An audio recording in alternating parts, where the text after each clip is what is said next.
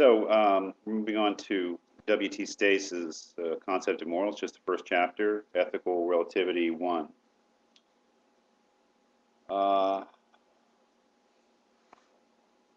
Is there a right wing and a left wing in morality?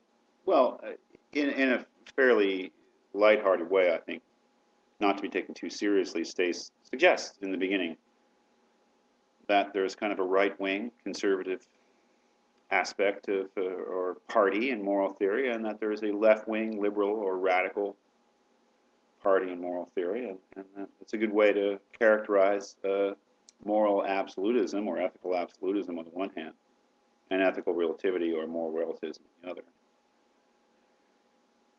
One may, I think you should take this with a grain of salt, but the notion is that the ethical absolutists are the traditionalists, the conservatives, the old-fashioned ones, who are committed to the idea that there is one and but one moral truth for all human beings, perhaps for all rational creatures that we could possibly imagine. And that ethical relativists or moral relativists are committed to the idea that old-fashioned idea is not only wrong but probably dangerous. That is, that it's a throwback or a holdover from an earlier, simpler, and less enlightened age, when people assumed that their practices were the best ones and that everyone else had to be wrong. And there are good reasons, for valuing tradition, and good reason to be a conservative. And there are good reasons to be a radical, and believing that we can make a better world. So I don't know if there's any choosing here, if ethical absolutism is kind of a right-wing conservatism of philosophy, and ethical relativism is kind of left-wing radical or liberalism, at least some liberalism of philosophy, I don't know. But and it's not to be taken too seriously. It's a way of putting things together, and it's a reflection of Stace's time. And it may be still that ethical absolutists tend to be political conservatives, and relativists tend to be political liberals, but that's not necessarily true.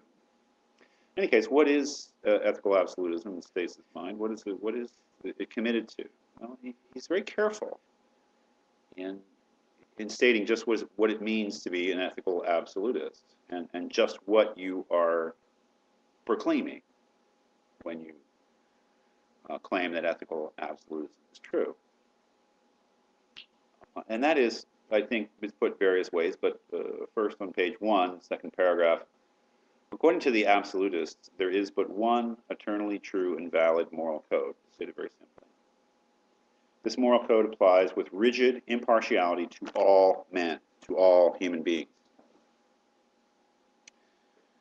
What is a duty for me must likewise be a duty for you. So the notion there kind of explains why the word absolute is being used here. And the idea is that the truth, moral truth, is absolute. That is, that it's universal or global, that it's objective, that is, that there is a moral truth to be discovered, and that truth is the same for all human beings at all times, in history and across culture. That, in its bare bones, is what Stace thinks the ethical absolutist is really committed to, and what the ethical absolutist is willing to defend. And then he says something interesting on page 2, at the bottom of page 2. He says, the ethical absolutist recognizes as a fact that moral customs and moral ideas differ from country to country and from age to age. And to Stace, that's just recognizing the obvious. And I think he's right.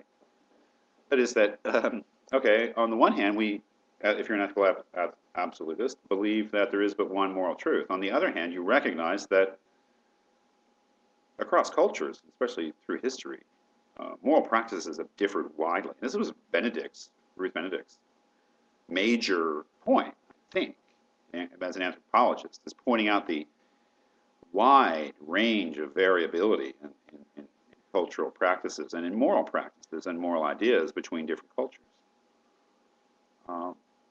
And whereas she saw that as leading to, I think, conceptually a kind of a moral relativism, ethical relativity, Stace sees there's no relevance whatsoever.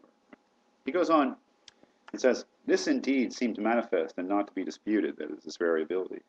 We think slavery morally wrong. The Greeks thought it morally unobjectionable. the inhabitants of New Guinea certainly have very different moral ideas from ours. But the fact that the Greeks or the inhabitants of New Guinea think something right does not make it right, even for them. Nor does the fact that we think the same thing's wrong make them wrong. They are in themselves right or wrong. So what Stace is pointing out is there's two very different positions. One position, the ethical absolutist main position, is that there is but one moral truth. The other position says that basically what people think is the moral truth is variable. But just because people think something morally true does not make it morally true. So that we can have variabilities in what people think is morally true without variabilities in what is morally true. And he says, well, think of this in analogy to physical science. He continues, after he says, what we have to do is discover which they are, that is, discover whether our practices are right or wrong. What anyone thinks makes no difference. It is here just as it is in matters of physical science. We believe the Earth to be a globe. Our ancestors may have thought it flat. This does not show that it was flat and is now a globe. What it shows is that men, having in other ages been ignorant about the shape of the Earth, have now learned the truth. So if the Greeks thought slavery morally legitimate, this does not indicate that it was for them and in that age morally legitimate, but rather they were ignorant of the truth of the matter. Now that's a very compelling, at least rhetorically compelling, very strong argument. I'm not so sure that our ancestors really did believe the Earth was flat. Educated people always knew that it wasn't flat. Maybe some people thought it was flat, but just say that people did think it was flat. It didn't make it flat. It just means they believed it was flat. And if they believed it was flat, it means that they were wrong. And that's an important point. And we could make it about other less disputed historical differences in physical science. For instance, the belief that the Earth was stationary and at the center of the universe, which was an idea that was almost universally accepted before the Renaissance, before thinkers like Copernicus and Galileo and Kepler. Just because the vast majority of people thought that the Earth was stationary, at rest, and that all the heavenly bodies revolved around it, didn't make it so. It just means that they thought that. And if they thought that, we know now, that means that they were wrong. Not that they lived in a different reality than ours, but rather they lived in the same reality, and they had some pretty messed up ideas about what the nature of that reality was, and that those ideas apparently have been corrected. Well, the same thing goes for morality. If the Greeks thought that slavery was morally unobjectionable, it doesn't mean that it wasn't objectionable. It means that they were wrong.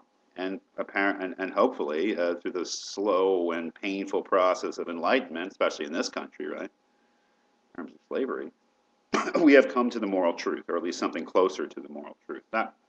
So the two ideas that, on the one hand, that there is but one moral truth, and on the other hand, recognizing that there is variability in moral belief, are not incompatible at all, according to Stace. What is also, I think, fairly surprising, or at least, something to think about, is what he says a little bit further on in page 3. He says, the ethical absolutist is not indeed committed to the opinion that his own or our own moral code is the true one. There maybe it's a little trickier, the distinction. That is, how can you believe on the one hand that there is but one moral code, and on the other hand, not believe that you know it? Well, really the two ideas are logically distinct. That is, one can be committed to the idea that there is but one truth, moral truth, truth about what nature is like, or what science studies. And at the same time, I suppose, believe that one doesn't necessarily have it, or have doubts that one has captured that truth. He continues, theoretically at least, the ethical absolutist, might hold that slavery is ethically justifiable, that the Greeks knew better than we do about this, that ignorance of the true morality lies with us and not with them. All that he is actually committed to is the opinion that, whatever the true moral code may be, it is always the same for all men in all ages. So the real commitment of the ethical absolutist is simply to the idea that there is one moral truth, not necessarily to the idea that anybody necessarily has it.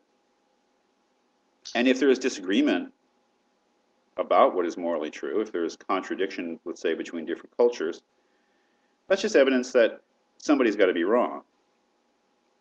if there is, that is that we may all be wrong when it comes down to it, and that wouldn't shake the notion of ethical absolutism either. It would just mean the truth still waits to be discovered.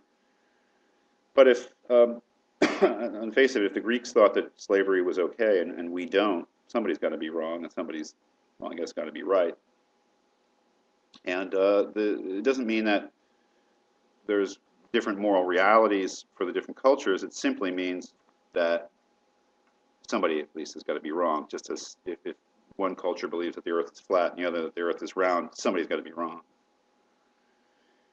So what else does he have to say about ethical absolutism? He has some very interesting things to say about the psychological history or the psychological causes that would lead one to be an ethical absolutist. And this is perfectly natural, he says, for us, in a way, to be ethical absolutists, because we come from a culture that assumes, in Christianity, he says, that there is but one ethical truth, and that is dictated by the will of God. And of course, Jewish and Muslim and other cultures believe similar things and could be cited there. That is, that it's natural, even if one is not a believer in any kind of God or a follower of religion, we are all raised in a culture that has been formed by religion, so our own thinking, and maybe in a kind of unconscious way, he says, at least up until very recently, has been very conducive to thinking like an ethical absolutist. He cites some philosophers who are more or less secular philosophers who think like religious people. And that's quite interesting. And it's quite interesting, too, that Stace believes that in his time, in basically the early 20th century, that it's all falling apart. That ethical absolutism is losing the day because, in his mind, religion is losing the day.